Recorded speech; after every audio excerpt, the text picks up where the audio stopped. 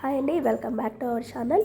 ఈరోజు egg curry ఎలా చేసుకోవాలో చూద్దాము. ముందుగా ఒక కడాయి పెట్టుకొని అందులోకి 2 టేబుల్ స్పూన్ ఆయిల్ వేసుకొని అందులోకి పసుపు కారం వేసుకొని వేడయ్యాక బాయిల్డ్ ఎగ్స్ వేసుకొని కలర్ మారే వరకు ఫ్రై చేసుకున్న తర్వాత పక్కకు తీసుకొని వాటిని హాఫ్గా కట్ చేసుకొని ఆ తర్వాత అదే కడాయిలోనే అందులోకి ఆవాలు, జీలకర్ర అలాగే కరివేపాకు కొద్దిగా వేసుకొని ఫ్రై చేసుకున్న తర్వాత అందులోకి చాప్ చేసుకున్న ఆనియన్స్ కూడా ఒక కప్పు వేసుకొని ఫ్రై చేసుకోవాలి. ఫ్రై చేసుకునేలోపు ఒక చిన్న మిక్సీ జార్ తీసుకొని అందులోకి కొన్ని వెల్లుల్లి అలాగే 2 కట్ చేసి పెట్టుకున్న టమాటా ముక్కలు కూడా వేసుకొని పేస్ట్ లాగా గ్రైండ్ చేసుకొని అందులోకి యాడ్ చేసుకోవాలి. యాడ్ చేసుకొని అందులోకి 2 టేబుల్ స్పూన్ కారం అలాగే 1 స్పూన్ ధనియాల పొడి, కొద్దిగా ఉప్పు వేసుకొని కలుపుకొని కొద్దిగా వాటర్ యాడ్ చేసుకొని ఉడికించుకోవాలి. ఉడికించుకున్న తర్వాత ఉడికించుకున్న కోడిగుడ్లు కూడా వేసుకొని మిక్స్ చేసుకొని కొత్తిమీర వేసుకొని సర్వ్ చేసుకోవాలి.